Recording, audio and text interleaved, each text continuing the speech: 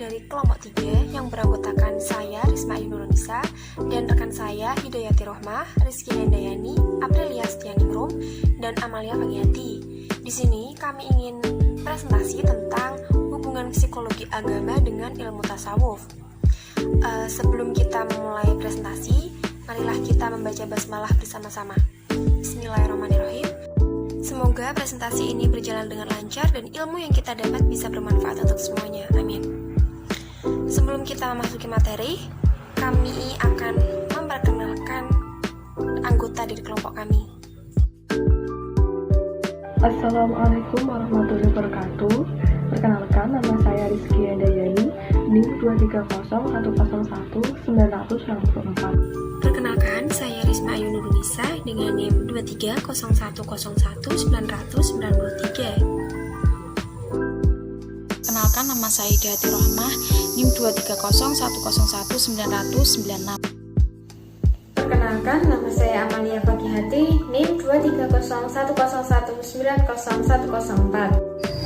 Perkenalkan, nama saya Aprilia Setianingrum, NIM 23010190123.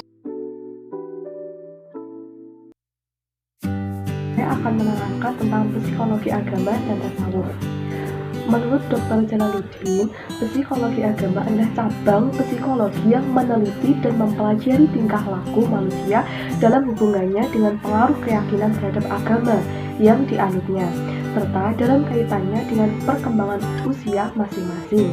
Kemudian, sedangkan makna tasawuf dengan istilah suf, yakni kaum sufi, adalah kaum yang menggunakan kain wol, walaupun kenyataannya tidak semua kaum sufi itu berpakaian wol. Selanjutnya yaitu mengenai ilmu tasawuf. Ilmu tasawuf adalah ilmu yang mempelajari tentang pembersihan diri, berjuang memerangi hawa nafsu, terus mencari jalan kesucian dengan makrifat menuju keabadian, saling mengingatkan antara manusia serta berpegang teguh pada janji Allah, dan mengikuti syariat Rasulullah Shallallahu Alaihi Wasallam dengan mendekatkan diri dan mencapai keridhoannya.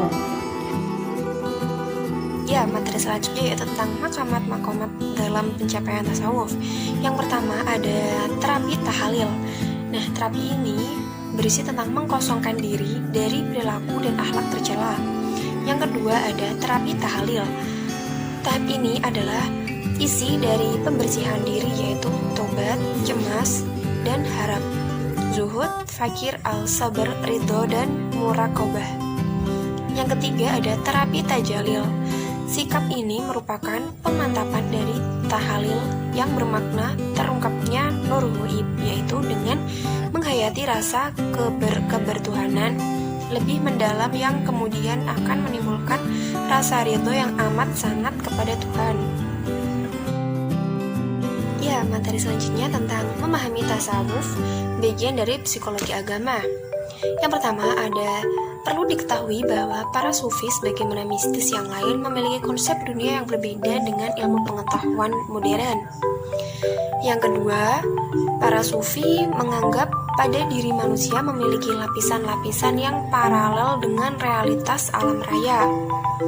Yang ketiga, di dalam konsep sufi juga terdapat berbagai realitas dan wujud spiritual yang berinteraksi serta memberi pengaruh kepada kondisi jiwa manusia, seperti mukjizat, bantuan malaikat, godaan setan, atau gangguan jin yang bukan hanya terdapat dalam, namun juga tidak mungkin diterima oleh psikologi modern. Yang terakhir atau yang keempat yaitu para sufi, terdapat kaidah yang mengatakan hanya yang sama bisa saling mengetahui, yang mengacu kepada kesejajaran antara aspek-aspek di dalam diri manusia dengan lapisan yang di alam raya. Materi selanjutnya yaitu tentang hakikat ilmu tasawuf. Yang pertama ada sofa.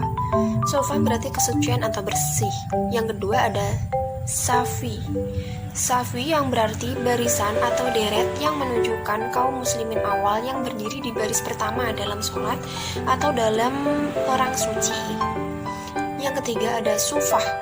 Sufah berarti serambi Masjid Nabawi di Madinah yang ditempati oleh para sahabat-sahabat Nabi yang miskin dari golongan muhajirin. Dan yang terakhir atau yang keempat yaitu sof. Sof yang berarti bulu domba, yang menunjukkan bahwa orang-orang yang tertarik pada pengetahuan batin kurang memedulikan penampilan lahiriahnya dan seiring memakai jubah yang terbuat dari bahan bulu domba yang kasar sebagai simbol kesederhanaan. Materi selanjutnya yaitu hakikat ilmu jiwa agama. Ilmu jiwa agama merupakan ilmu yang meneliti pengaruh agama terhadap sikap dan tingkah laku seseorang atau mekanisme yang bekerja dalam diri seseorang yang menyangkut tata cara berpikir, sikap, bereaksi, dan bertingkah laku yang tidak dapat dipisahkan dari keyakinannya, karena keyakinan itu masuk dalam konstruksi kepribadiannya. Materi selanjutnya yaitu hubungan tasawuf dengan psikologi. Pembahasan tasawuf, terutama tasawuf amali, sangat erat kaitannya dengan pembahasan penyucian diri atau jiwa manusia. Dalam hal ini akan terlihat adanya hubungan antara jiwa dan raga manusia, di mana ketika seseorang melakukan proses penyucian jiwa melalui riyadhah, maka akan terjadi proses transformasi diri. Misalnya, ketika seseorang sudah berhasil menahan diri dari sifat amarah, maka akan terpancar pada dirinya sifat penyabar. Baik, materi selanjutnya mengenai problem kepribadian mental yang meliputi semua unsur jiwa manusia, termasuk pikiran, emosi, sikap, dan perasaan.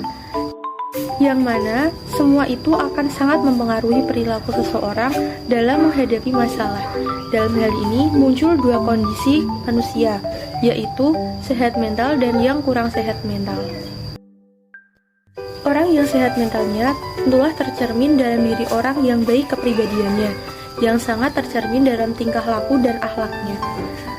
Dia tidak akan sombong ketika memiliki kelebihan dari yang lain. Dia tidak akan mengucapkan hal-hal yang menyakiti hati orang lain, dan sebagainya.